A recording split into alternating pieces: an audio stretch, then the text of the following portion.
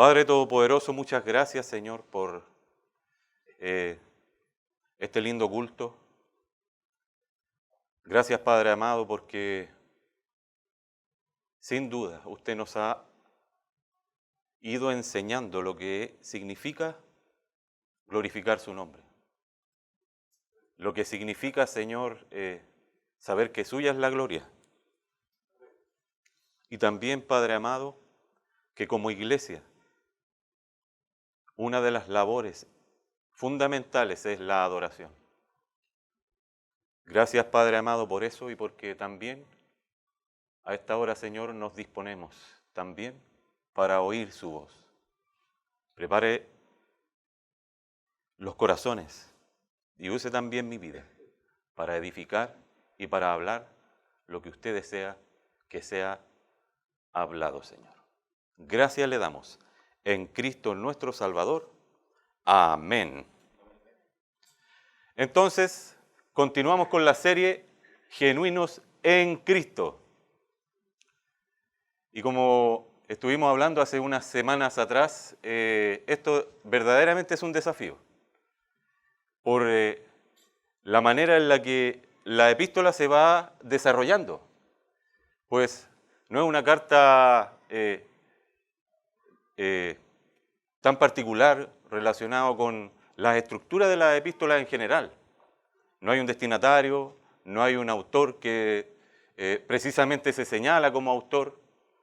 Y hay una figura literaria que lo vamos a compartir, que también era como para nosotros como un poco un misterio, que lo pudimos averiguar, que ocupa Juan. Entonces, vamos a ir avanzando con respecto a lo que es el desarrollo de este tema, del tema de hoy.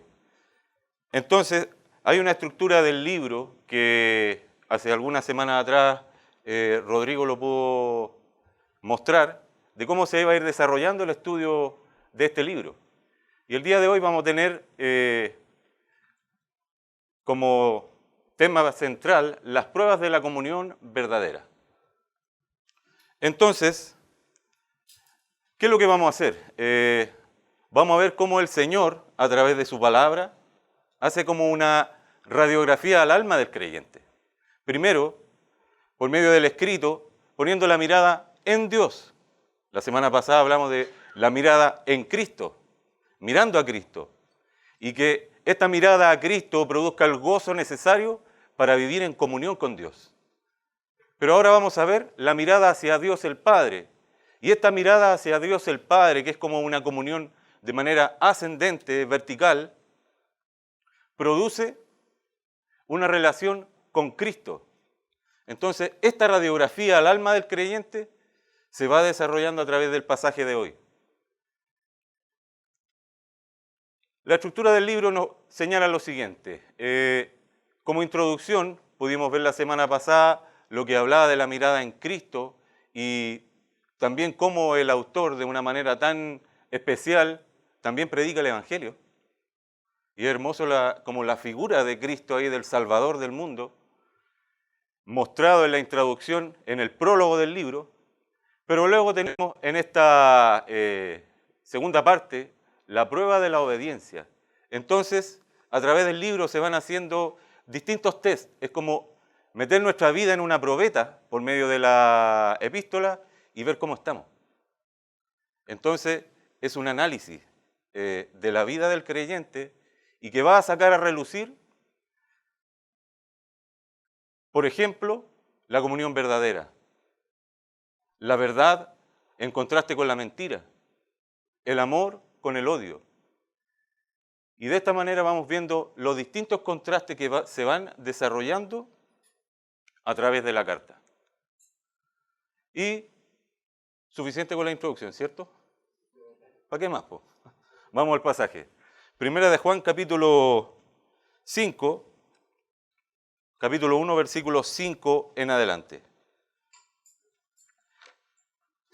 Entonces tenemos el mensaje eterno. Dice el versículo 5 del capítulo 1 de Primera de Juan: este es el mensaje que hemos oído de él. Entonces, el texto original tiene como sentido lo que hemos oído de parte. Es como queriendo decir, de parte de Dios mismo vino este mensaje hacia nosotros. Y el apóstol Juan, ¿cómo se representa aquí frente a sus lectores? Como aquel que estuvo al lado de. Entonces, este mensaje que hemos oído de él, que en este caso es el Salvador del mundo, es el que fue recibido en primera persona. En la eternidad también, Dios originó un plan de salvación. Y este plan de salvación fue manifestado y señalado personalmente por el Señor. Miren lo que dice el versículo 1 al 3 del mismo capítulo 1. Dice, lo que era desde el principio, lo que hemos oído, lo que hemos visto con nuestros ojos, lo que hemos contemplado y palparon nuestras manos, tocante al verbo de vida, porque la vida fue manifestada y la hemos visto y testificamos y os anunciamos la vida eterna. Entonces, ¿qué hay aquí? Comenzamos ya con esta espiral de repeticiones y de declaraciones que se van a ir dando en el desarrollo de toda la carta, porque tenemos en el versículo 1 lo que hemos oído, y en el versículo 5 nuevamente tenemos lo que hemos oído. Entonces, estas repeticiones que se van dando un realce a la idea que el apóstol Juan quiere dar a sus lectores. Entonces, esta, más que nada, hipérbole o amplificación de esta idea va dando una claridad mayor de lo que él quiere comunicar. Y Juan capítulo 1 muestra una verdad importante también, señalada como este mensaje eterno. Dice el capítulo 1, versículo 9, aquella luz verdadera que alumbra a todo hombre venía a este mundo. Entonces, este mensaje eterno comunicado por el Señor Jesucristo en persona fue el que recibieron ellos. Entonces, por eso, Juan dice, en esta paráfrasis, les escribimos acerca de lo que siempre ha existido. Lo hemos oído, lo hemos visto con nuestros ojos, con nuestros propios ojos, lo hemos observado y lo hemos tocado con nuestras propias manos. Hablamos de aquel que es la palabra de vida. El que es la vida apareció entre nosotros, lo vimos y por eso damos testimonio acerca de él. Entonces, comienzan las repeticiones de Juan con respecto a su escrito, y este testimonio acerca de él manifiesta que este mensaje eterno se hizo carne, y esta luz verdadera que alumbra a todo hombre es el Salvador del mundo que estuvo con ellos, caminando con ellos, enseñándoles, mostrándoles la verdad, y ellos viendo, oído, palpando, caminando junto a él, pudieron recibir de primera persona el testimonio y el mensaje eterno de la salvación. Pero, ¿cuál es el testimonio acerca de él? Porque este mensaje eterno que ellos recibieron en primera persona es el mensaje que os anunciamos. Entonces, Juan en primera persona dice, el mensaje que nosotros recibimos de parte del Señor personalmente, este mensaje verdadero y fidedigno es el que nosotros, que estuvimos con Él, les vamos a compartir. Les hemos compartido, les hemos enseñado, les hemos declarado. Entonces dice que el apóstol Juan señala lo que personalmente del Señor recibió, personalmente del Señor, lo que aprendió junto a Él, lo que vieron sus ojos, esto es lo que Él ahora está comunicando. Y esta paráfrasis también dice, a ustedes les anunciamos que Él es la vida eterna, que estaba con el Padre, lo que hemos visto y oído acerca de Él, ahora les anunciamos a ustedes. Pero antes de continuar con estas repeticiones, vamos a aclarar un poquito esto. ¿Hay alguna cosa que les parezca particular en lo que hemos visto y oído? Entonces, esta figura literaria que toma Juan para poder dar a conocer estas verdades de la carta es la amplificación.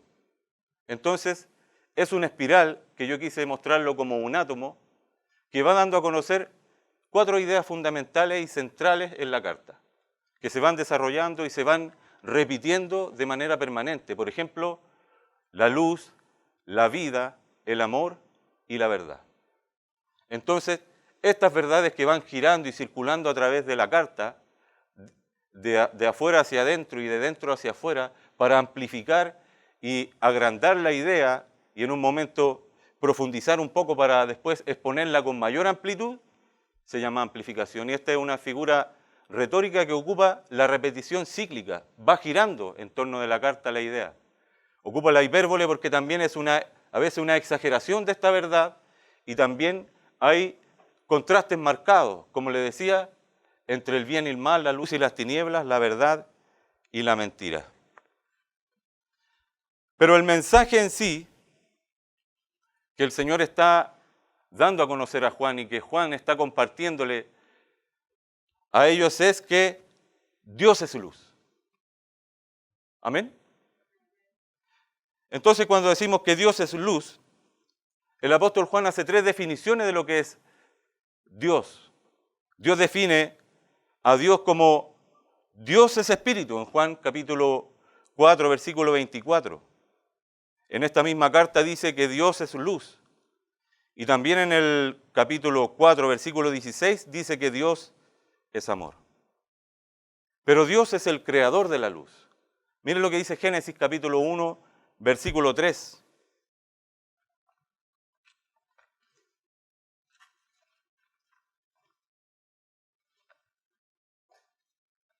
Dios como creador de todas las cosas, como el arquitecto, diseñador y creador de los cielos y de la tierra, dice en el versículo 3, y dijo Dios, sea la luz, y fue la luz. Y aquí estamos viendo no necesariamente las lumbreras, que es el sol y la luna, porque esto fue creado en el versículo 14, que es el 4º día, sino que está hablando que esta luz que se manifestó en su creación viene de sí mismo, porque Dios es luz en sí mismo. Como dice 1 Timoteo 6:16, el que habita en la luz inaccesible, a quien ninguno de los hombres ha visto ni puede ver. Y Juan 1:9, no pierda de vista el capítulo 1 de Juan, ni tampoco primera de Juan. Juan 1:9 también habla de esta luz. Como lo habíamos visto anteriormente, esta luz verdadera que alumbra a todo hombre venía a este mundo.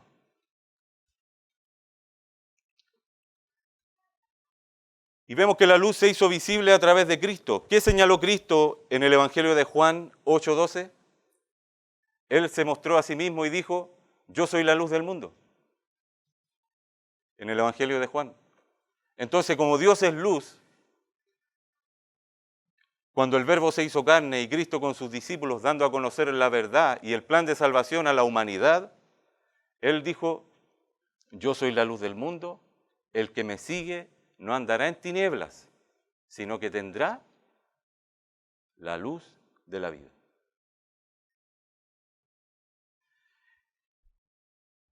Y el efecto de la luz, como por ejemplo vemos que la luz de Cristo alumbra las tinieblas del mundo. Vea Juan, capítulo 1, versículo 4. Dice, en él estaba la vida y la vida era la luz de los hombres. Versículo 5 dice, la luz en las tinieblas resplandece y las tinieblas no prevalecieron contra ella. Entonces, este efecto de la luz muestra cómo Dios, a través de su plan de salvación, vino a iluminar a las naciones.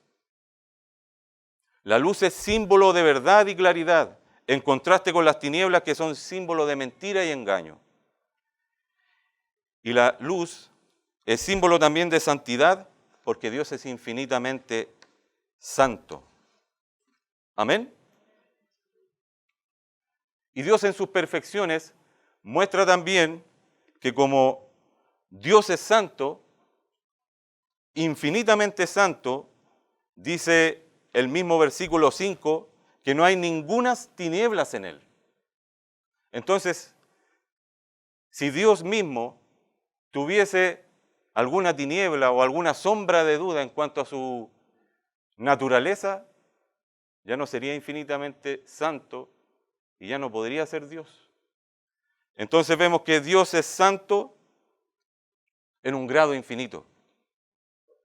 ¿Y qué es la infinitud de Dios? Quiere decir que no tiene límites. No se puede medir, no se puede contener. Entonces, de manera multidimensional, en las distintas esferas, no hay nada que pueda contener, opacar, ni tampoco limitar a Dios. Dios no tiene límites. Eso es la infinitud. Entonces, la santidad de Dios, en cuanto a su perfección moral y a la luz de Dios, no tiene límites, ni en espacio ni en tiempo. Dios es luz. Y el versículo 5, el versículo 6 de la misma epístola, del capítulo 1, dice: si decimos que tenemos comunión con Él, como por ejemplo, el resultado de la comunión con Dios es andar en luz. Entonces, si nosotros manifestamos con nuestros labios y decimos que tenemos comunión con Él y andamos en tinieblas, mentimos. Entonces el apóstol Juan representa esta hipótesis universal diciendo, incluyéndolo a todos a la vez, de tal manera que nadie quede excluido, pero no apuntando a nadie directamente, sino que si decimos generalmente, el que dice o aquellos que dicen que tienen comunión con Dios deben andar en luz.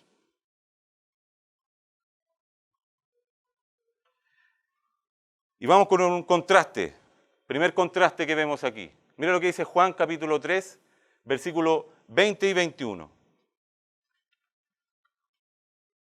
Juan, en sus escritos, en sus libros, fue marcando mucho los contrastes. Y en este capítulo 3, donde tenemos uno de los versículos principales de la Biblia, donde se resume el plan de salvación para la humanidad, San Juan 3:16, vemos a continuación, el versículo 20 dice: porque todo aquel que hace lo malo, aborrece la luz, y no viene a la luz para que sus obras no sean reprendidas. Entonces, el resultado de la comunión con Dios manifiesta claramente este contraste. Entonces, aquel que no está en luz y que no está en Cristo, obviamente no va a amar la verdad, ni la comunión con Dios. Entonces, aborrece la luz de manera natural, no viene a la luz, ¿para qué? Para que sus obras no sean reprendidas. Entonces, aquel que no está en Cristo y que no vive una vida como un creyente, obviamente la luz no le agrada. No busca la comunión ni busca vivir en santidad para Dios. Pero el contraste bien marcado en este versículo 21 dice: más el que practica la verdad. Entonces el resultado de la comunión con Dios es que el creyente vive en una práctica permanente de la verdad y se esfuerza por ello. Quiere caminar en comunión con Dios y que esto se manifieste claramente en su vida. Sabemos que como hijos de Dios cada uno de nosotros no tiene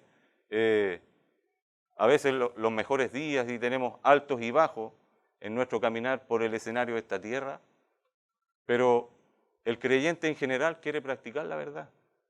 Y viene a la luz, como dice el versículo 21, para que sea manifiesto que sus obras son hechas en Dios. Y la comunión del creyente es una realidad, ¿por qué? Porque camina con Dios y Dios está en él. Dios está en nosotros, en cada creyente. Amén. Contrastes bien marcados de Juan. El mismo versículo 6 del capítulo 1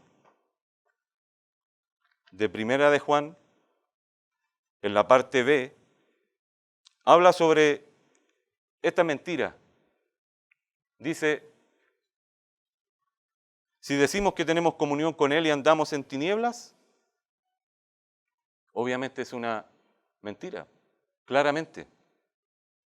Entonces, el que se niega tajantemente a armonizar su vida con la palabra y la voluntad de Dios, no puede decir que está en comunión con Dios. Miren lo que dice Colosenses capítulo 1, versículo 13. Y esta es una realidad del Hijo de Dios.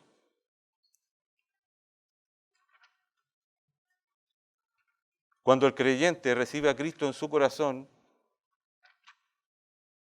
hay varios acontecimientos que suceden en cada uno de nosotros. Y me gusta lo que dice Colosenses capítulo 1 porque habla de lo que es la pertenencia. ¿Lo tiene, cierto?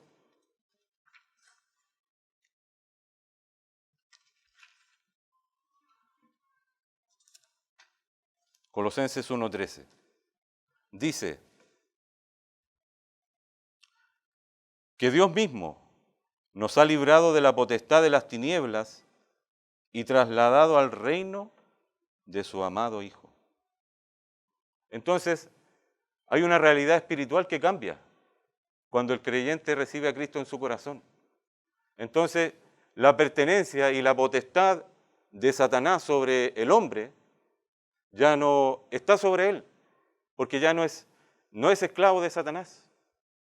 Tampoco es parte de Satanás, ni el reino de las tinieblas, sino que a través de la salvación que hace el Señor, lo hace libre del pecado y la redención lo quita de la esclavitud y lo pone en el reino de su amado Hijo Jesucristo. Por lo tanto, tiene libertad, ya no pertenece a Satanás, ya no es esclavo del pecado. Entonces la esfera espiritual en la que se maneja, en la que se mueve y en la que vive, es de la luz. Entonces, es un hijo de luz. Y ya no pertenece a la maldad, no pertenece al pecado y no debe practicar el pecado. Y un versículo que yo creo que la mayoría se sabe de memoria y que también refuerza esta idea es 2 Corintios 5:17. ¿Qué dice? Nueva criatura es, las cosas viejas pasaron, he aquí, todas son hechas nuevas. Entonces, nuevamente, si decimos que tenemos comunión con Él y andamos en tinieblas, mentimos. Entonces, cuando el creyente ya empieza a vivir en Cristo como hijo de Dios, trasladado de la potestad de las tinieblas a la luz, es nueva criatura. Tiene una nueva naturaleza, empieza a vivir una vida en paz y en comunión con Dios. Y todo lo pasado, todo el pecado, quizás si dependiendo de la edad a la que haya llegado a Cristo, sea cual sea, ya su realidad espiritual como individuo, como persona, ya no es la misma. Entonces, su pasado, por más doloroso, por más difícil que sea, quedó atrás. ¿Y qué hace el Señor una vez que el creyente recibe a Cristo en su corazón? Le dice, empieza de nuevo. Una nueva historia. El Señor empieza a escribir una nueva historia a través del momento del nuevo nacimiento, de ese acontecimiento que ocurra una vez en la eternidad en cada uno de nosotros. Porque nosotros no vamos a estar naciendo varias veces si pecamos, caímos, no. Así no es. No se trata de eso. De otra manera, Cristo tuviera que venir muchas veces para salvar al hombre. El acontecimiento que marcó el antes y después en la eternidad, en la cruz de Cristo, y la provisión para la salvación del hombre, se produjo ahí. Entonces, La salvación fue tan completa y perfecta que nos permitió primero ser libres del poder del pecado, ser libres de la potestad del pecado sobre nosotros y también nos dio un nuevo comienzo, haciéndonos nueva creación. Entonces todo lo viejo quedó atrás, comienza una vida nueva y en victoria en Cristo. Y andar equivale a seguir el camino y guardar la conducta. No sé si le ha sucedido en nuestro caminar, quizás los que tienen más años, menos años en el Evangelio, pero van a ir viviendo su vida y van a ir viendo cómo quizás hermanos, muy amigos, creyentes, quizás van quedando atrás. Muchos vuelven y otros nunca volvieron. Pero es así. El creyente siempre va a querer guardar la conducta porque no le quiere fallar a Dios. Y usted en el fondo de su corazón y yo en el fondo de mi corazón queremos eso. Queremos vivir para agradar a Dios. Y que nuestra conducta manifieste más que nuestras palabras, que nuestra conducta manifieste de verdad que somos creyentes. Con mucho cuidado en el trabajo, con mucho cuidado con los vecinos, en el colegio quizás, la universidad, donde quiera que sea. Esta nueva creación, esta nueva criatura, con su conducta, usted, yo, queremos eso, manifestar que andamos en luz. Pero hay una evidencia de esta mentira cuando dice, y no practicamos la verdad. Más que palabras, ¿verdad? Hay una canción de los 90 que dice, más que palabras. More than words. Ah, ¿cómo estuvo la fonética? Y habla de amor, la letra, diciendo que más que palabras quiero mostrarte mi amor, mi cariño. Y hay partes bonitas de la letra. Cómo el amor produce eso, de que un hombre quiere manifestar a esta mujer de la que está enamorado, con más que palabras, demostrarle que la ama de verdad. Pero ese mismo amor es lo que uno siente. A veces un poco más, a veces un poco menos, pero uno también quiere manifestarle a Dios como hijo de Dios, Señor, te amo de verdad. Pero el Señor también a nosotros, también nos dice, más que palabra, viejito. Que sea más que palabra, que sea real. Por eso, este mismo versículo 6 muestra la mentira y la evidencia de la mentira, diciendo, si decimos que tenemos comunión con Él y andamos en tinieblas, mentimos. Y no practicamos la verdad. Entonces, no es suficiente solo con decir, sino que hay que llevarla a la práctica. ¿Qué quiere el mundo de nosotros? Quiere ver verdaderos creyentes, ¿cierto? Si hay un pastor, quiere ver un pastor honesto, un hombre de Dios que no se aproveche de la oveja. Si hay un compañero de trabajo y sabe que tú eres evangélico, eres cristiano, quiere ver que también sea un buen trabajador, no sacador de vuelta. No que se ande escondiendo, que se pierda una hora cuando va al baño, que llegue temprano. Entonces, la verdad no es suficiente cuando decimos, yo soy hijo de luz, soy creyente. Esta afirmación tiene que ir acompañado de una práctica. Entonces, el que no practica la verdad y el que dice que anda en luz y no la practica, obviamente está mintiendo y la evidencia está en su propia vida. Tengo un amigo evangelista, tiene este don muy marcado en su vida. Característica de un evangelista es alguien que siempre está trayendo gente a la iglesia. Y él un día me dijo, caminando por las calles de Chiguayante, me fui un tiempo de vacaciones a su casa, muy buen amigo, muy lindo hermano. Y me fue presentando a varias personas. Durante la mañana saludamos a como 30 personas y todos los saludaban. Y esto fue algo que impactó mi corazón.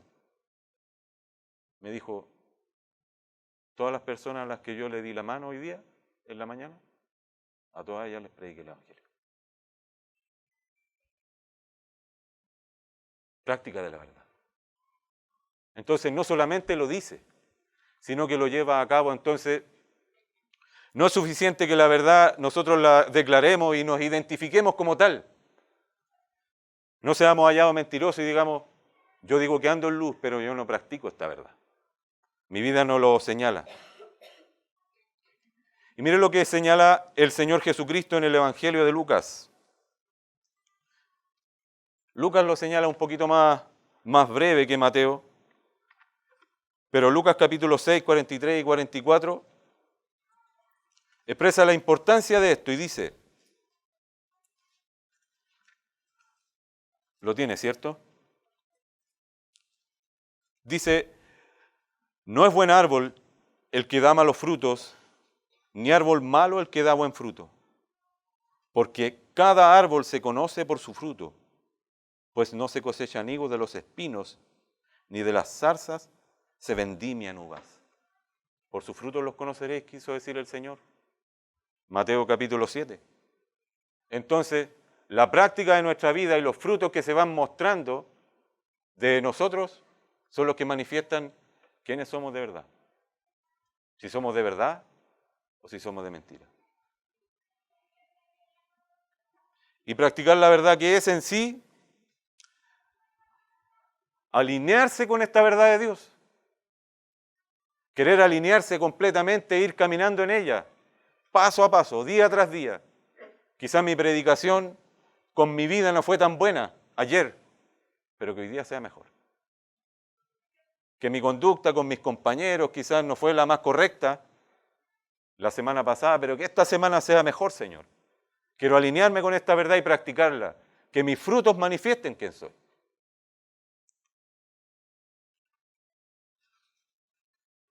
Y en el versículo 7 del capítulo 1, vamos viendo lo que es la evidencia de esta comunión real. Pero si andamos en luz, obviamente ya seguimos viendo los contrastes y cómo va girando esta idea. Cómo va girando y va circulando la luz, las tinieblas. Obviamente andar en luz y tenemos el contraste es andar en tinieblas. Andar en verdad es el contraste de andar en mentira. El practicar la verdad y el practicar la mentira. Y cuando Cristo salió a nuestro encuentro, todo cambió, ¿cierto? ¿Se acuerda usted del día glorioso? Qué lindo es recordar eso. Yo me acuerdo hasta la fecha.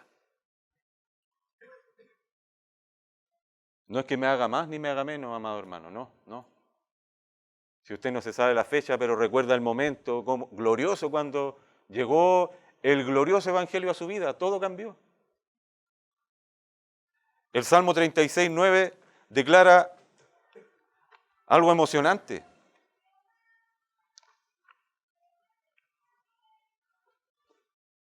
Lo tiene, ¿cierto?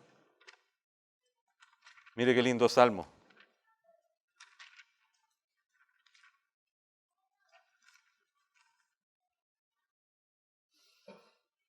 Dice, porque contigo está el manantial de la vida. En tu luz veremos la luz. Entonces, si andamos en luz, estamos conectados a la fuente. En esta comunión vertical con Dios.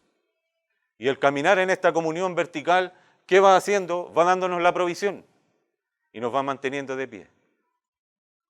El estar conectado con el Señor a través de esta luz, en luz, y andar en luz, hace que el creyente quiera manifestar con sus labios, a viva voz, ¿quién es? Dependiendo del contexto, obviamente, hay lugares donde a veces no es muy sabio ni prudente decir, yo soy creyente, a viva voz. Pero el salmista, en el Salmo 119, 44, hace una declaración que yo creo que nosotros, En algún momento de nuestra vida quisimos hacer igual. O quizás usted todos los días lo hace. Dice, Salmo 119, 44, guardaré tu ley siempre. Pero si andamos en luz, cuando el creyente va caminando en la luz, dice, guardaré tu ley siempre, para siempre y eternamente. Esto es lo que quiere el salmista en su corazón. Y yo creo que cada hijo de Dios lo quiere hacer, amén. Usted lo quiere hacer así, ¿cierto? Quiere guardar la palabra en su corazón. Para siempre, eternamente. Y dice, y andaré en libertad, porque busqué tus mandamientos. Entonces no como esclavo del pecado, no esclavo de lo que me daña, me arruina, sino que quiere caminar guardando la ley de Dios y en libertad para Dios, en esta comunión vertical con Él. Porque busqué tus mandamientos. Y el versículo 46 dice, hablaré de tus testimonios delante de los reyes y no me avergonzaré. Y me regocijaré en tus estatutos, los cuales he amado. Qué lindo, ¿cierto? Entonces, si andamos en luz, queremos esto. Queremos ir caminando diariamente, guardando la palabra, caminando en libertad, dando a conocer los testimonios, pero amándolos, amando la palabra, atesorándole, diciendo, Señor, me impacta este versículo. Gracias por tu palabra, Señor. Le sucede en su devocional, ¿cierto? Cuando está en el devocional y Dios le abre la Escritura. Qué maravilloso es eso. Es como que se abriera y uno ve ese versículo glorioso y dice, Señor, gracias. Gracias, Señor, lo necesitaba. Qué lindo. Qué lindo es cuando eso sucede en comunión con el Señor, conectado con Dios, caminando en luz. Pero la fuente de esta comunión verdadera dice, como Él está en luz y esta naturaleza moral de Dios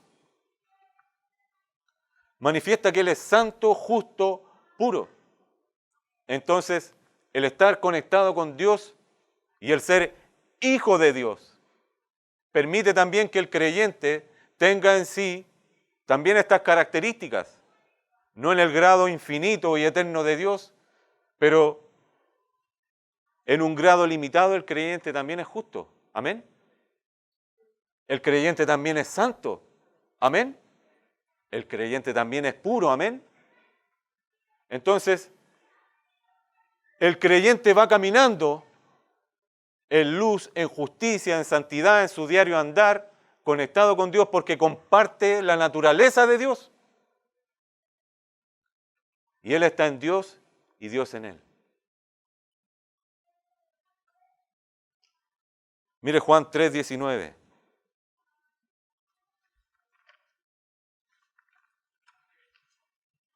Otro contraste más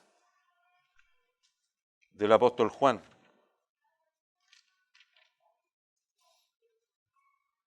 Dice, y esta es la condenación, que la luz vino al mundo y los hombres amaron más las tinieblas que la luz, porque sus obras eran malas. Y hay otros pasajes más del capítulo 1 que habla, y a los suyos vino, y en los suyos no le recibieron, más a todos los que le recibieron, a los que creen en su nombre, les dio potestad de ser hechos hijos de Dios. Entonces, usted y yo fuimos hechos hijos de Dios a través de la salvación en Cristo Jesús. Y el ser hijo de Dios tiene este resultado, que el creyente camine en comunión con Él, porque como dice, Él está conectado con Dios, a través de la salvación y de esta relación eterna. Pero esta comunión real que tiene el creyente con Dios, como dice el versículo 7, si andamos en luz como Él está en luz, debe tener este resultado, que nosotros tenemos comunión los unos con los otros. Comunión vertical con Dios, pero este resultado tiene comunión horizontal con los que me rodean. Si ando en luz y camino en la práctica de la verdad y busco vivir para agradar a Dios, voy a tener comunión con mis hermanos. Esa es la manifestación de la comunión real. Y se tiene que dar de manera espontánea, porque cuando el creyente anda buscando del Señor y quiere vivir para Él, obviamente se va notando en su vida, se va notando. Y por más pequeño que sea, recién nacido en Cristo, o con más madurez, su vida va bendiciendo y va edificando a los demás. Porque esa comunión entre los creyentes va permitiendo que nos edifiquemos, que tengamos esta común unión, esta relación que aunque no tengamos nada en común, nada, tenemos todo en común a través de Dios. Entonces esta comunión real, por medio de esta comunión vertical con Dios, hace que este plano horizontal se manifieste como una unión en amistad, en compañerismo y en una relación espiritual, verdadera en Dios. Pero esta comunión también, como señala Mateo 22 del 37 al 39, tiene que ser real.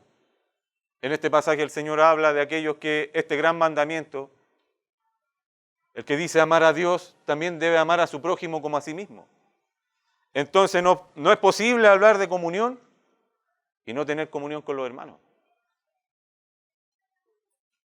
No es posible que nosotros manifestemos y digamos, yo amo al Señor con todo mi corazón, pero tengo graves problemas en mi corazón hacia un hermano.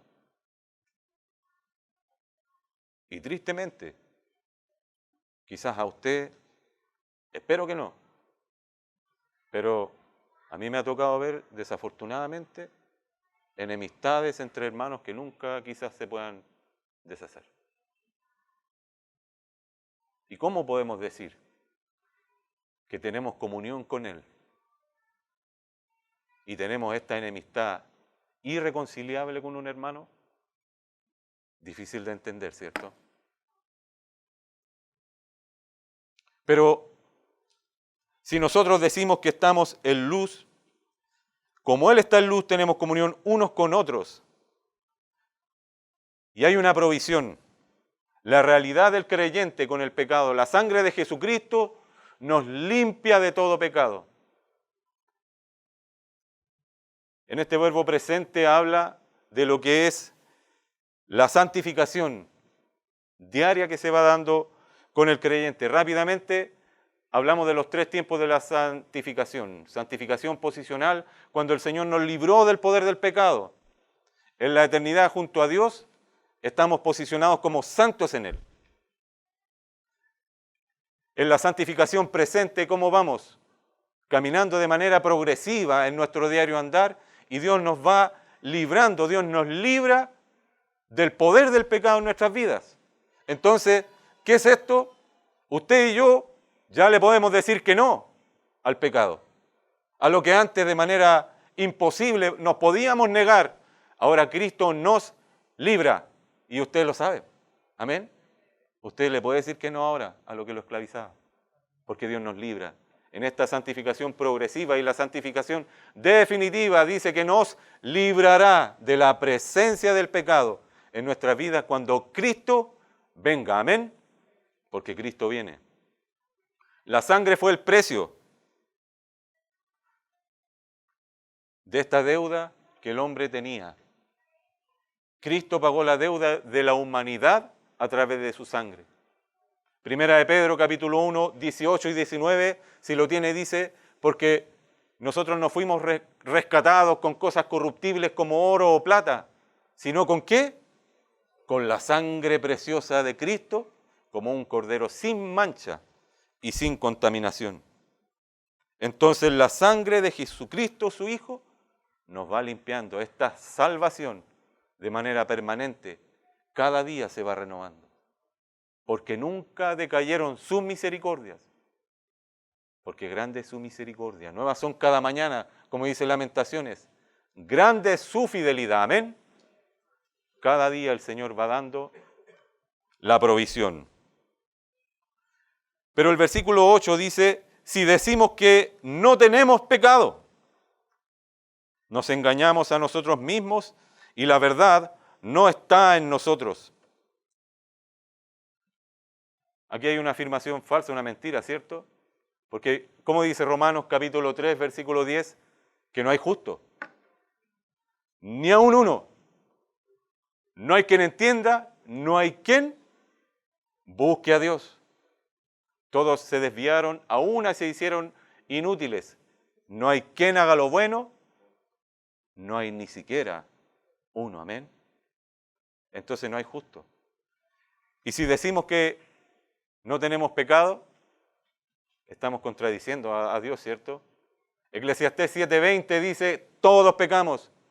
Ciertamente no hay hombre justo en la tierra que haga el bien y nunca peque. Amén. Y toda la humanidad está bajo pecado. Romanos 5:12. Y como el pecado entró al mundo por un hombre, dice, y por el pecado la muerte, así la muerte pasó a todos los hombres, por cuanto todos pecaron. Entonces, cuando el hombre cayó en pecado en el huerto, esta misma condenación y este pecado se traspasó en el género humano, de persona a persona, en esta condición espiritual delante de Dios. Por cuanto todos pecaron y están destituidos de la gloria de Dios.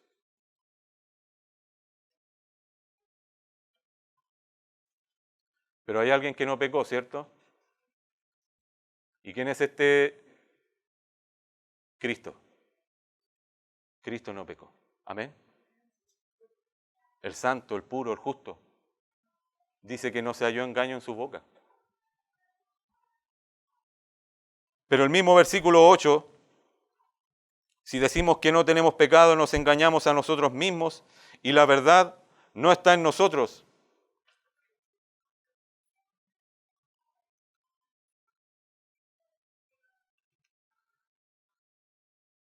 Hay un falso razonamiento que tenemos en este momento contemporáneo, los gnósticos, ellos que señalaban que no importaba lo que uno hiciera, total, el cuerpo no estaba relacionado directamente con el espíritu. Entonces, el pecado carnal del hombre no afectaba su relación espiritual con Dios. Entonces, en la práctica, según señalaban los gnósticos, el pecar no era necesariamente malo delante de Dios, sino que esta relación espiritual se daba directamente con Él. Pero hay algo interesante que me pareció también compartirlo rapidito. ¿Ha escuchado sobre esta corriente que se llaman los salvos siempre salvos? Fueron muy famosos hace una década, parece atrás, 15 años atrás, me parece. Y estos salvos siempre salvos, ¿qué señalan? Ellos promueven la idea de que no importa la vida que lleves como cristiano. No importa. Tú puedes pecar, puedes vivir una vida en práctica de pecado, sin comunión con Dios ni con tus hermanos. Total, la salvación no se puede perder. ¿Y qué dice Romanos capítulo 6? Como señala versículo 22.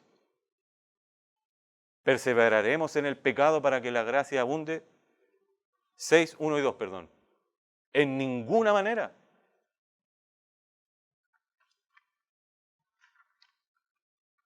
Y el versículo 2 reafirma esta misma idea.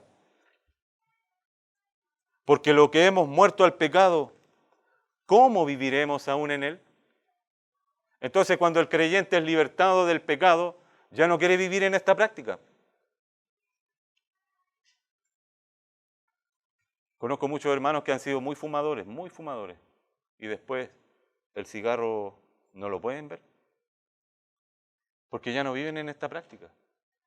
Y no solamente eso, hay manifestaciones de esta libertad en Cristo que le permiten dejar todo lo malo atrás.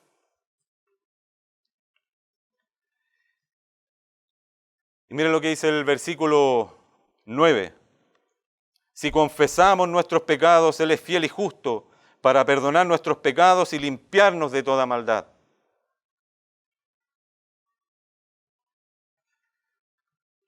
La salida para las consecuencias del pecado, amado hermano, es esta provisión que dio el Señor. Dios dejó esta provisión, ¿para qué? Para que nosotros podamos ir todos los días delante de Él. ¿Y qué es la confesión? La confesión es como, en el original, es decir lo mismo que Dios diría de lo que hicimos. Es una reconstitución de escena, porque el pecado delante de Dios es un crimen. Nosotros cometemos crímenes delante del Señor todos los días. Entonces, nuestra confesión, ¿cómo debe ser? Señor, mire, perdón, porque yo hice esto, y hacer la reconstitución de escena, claramente. Y no es que el Señor necesite que nosotros lo hagamos porque Él no lo vio, sino es porque esto restablece nuestra comunión con Él. Porque al alinearnos con el carácter de Dios y con la verdad de su palabra, nosotros debemos reconocer el pecado tal como es, como dice también en 1 Juan 3:4, porque el pecado es infracción de la ley.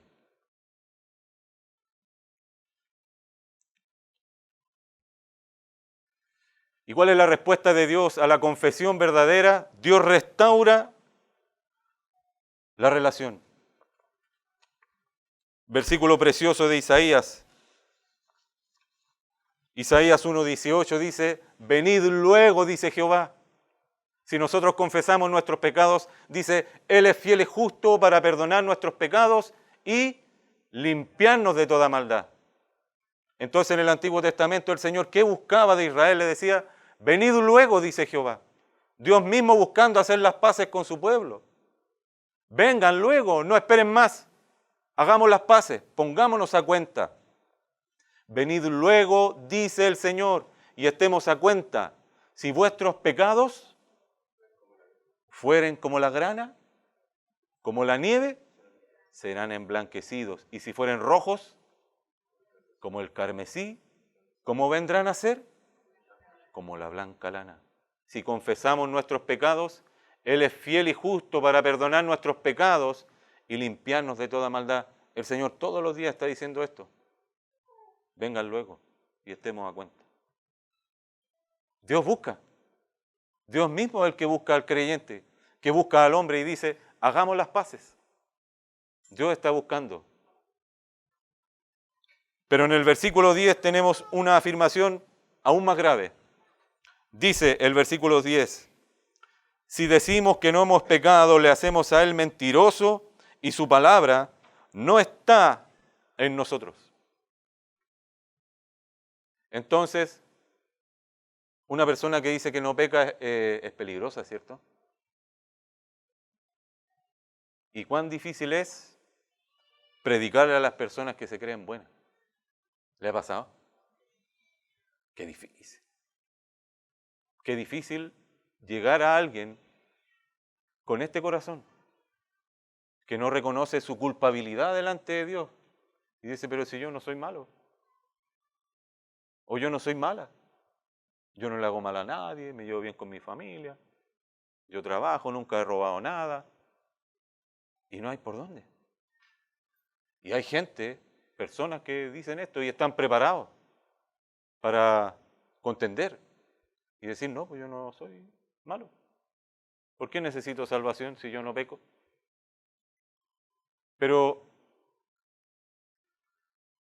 ¿qué está haciendo una persona que señala esto? Está blasfemando, ¿cierto? Porque Dios mismo dice que todo hombre es pecador.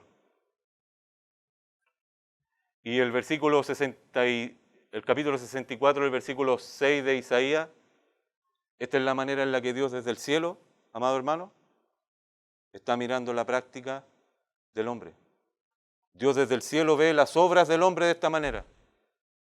Dice, si bien todos nosotros somos como suciedad.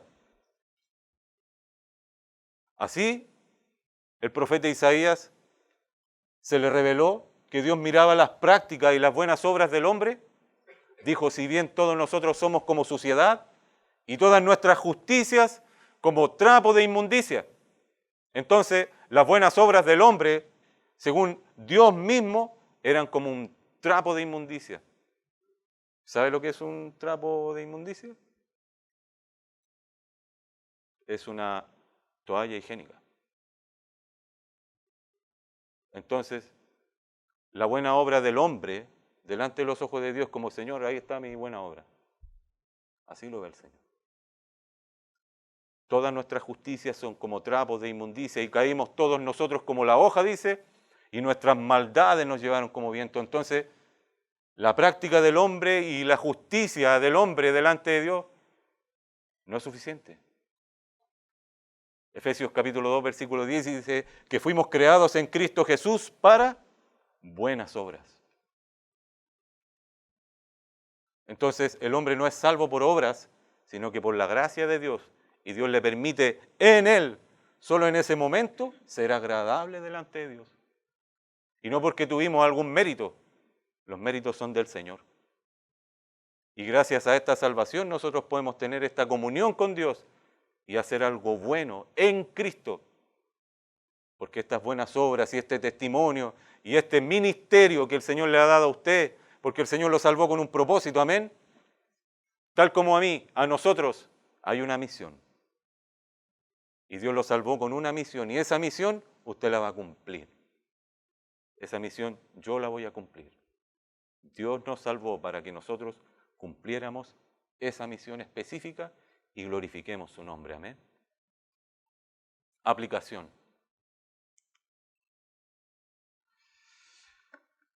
La comunión con Dios es una relación verdadera con Dios y su palabra. Pero el amor a Dios y sus mandamientos debe tener como resultado también amar a los hermanos. Hermano mío, no es compatible una cosa con la otra. No puede ser que como creyentes digamos que amamos a Dios, pero no tenemos comunión con los hermanos. Pero algunos ejemplos, hay pecados que son notorios, porque como creyente usted puede tener altos y bajos y puede caer. El que cree estar firme, mire que no caiga. Amén. Entonces, hay pecados que son notoriamente creyentes. Por ejemplo, un hijo de Dios que tenga problemas con el alcohol y esté luchando con esto. No sé si le ha sucedido y tenga un hermano a veces que venga con olor a trago. Y es su lucha. Es notorio, ¿cierto? O quizás con la droga, que venga con olor a droga. O que en algún momento sea sorprendido en adulterio y se sepa públicamente que este hermano o hermana están con este problema. Y estas cosas verdaderamente pueden estar arruinando la vida de un hijo de Dios y mellando su vida, taladrando, destruyéndolo. Pero también hay otros pecados que no son tan notorios, pero que a simple vista pueden ser tan destructivos como los otros o incluso más, porque un creyente puede ir caminando y puede tener problemas de envidia, puede ser envidioso, puede tener rivalidad, un creyente puede discriminar demasiado y puede caminar con esto y anda luchando con esto, puede tener quizás favoritismo, puede tener problemas con la inmoralidad cuando nadie lo ve. Puede también practicar mucho el engaño, ser muy mentiroso, muy manipulador. ¿Se puede dar? O puede ser muy murmurador o murmuradora.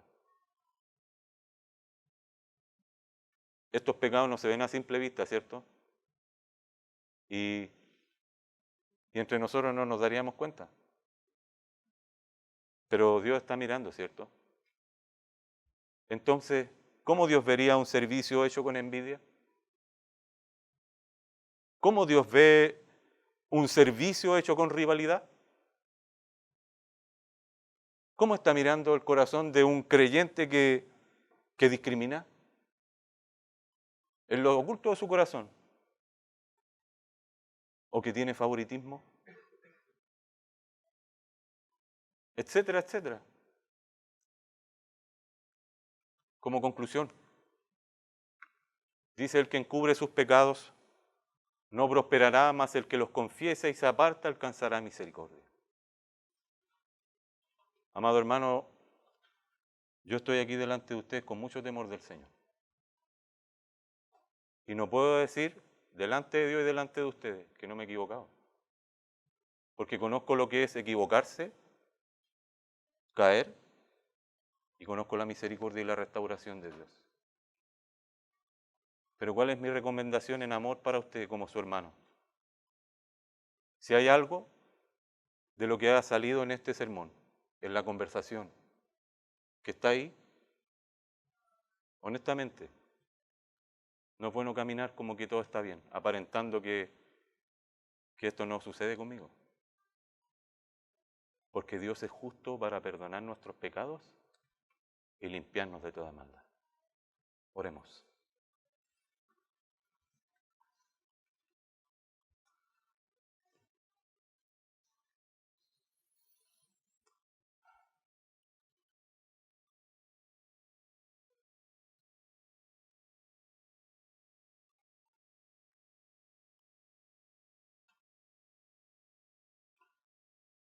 Padre Todopoderoso, muchas gracias. Gracias, Señor, por su palabra, la cual ilumina nuestro entendimiento y manifiesta la verdad en nuestro corazón. Gracias, Señor, porque como pecadores recibimos un día la salvación, el perdón de pecados y la vida eterna. Y nos hizo sus hijos, Señor.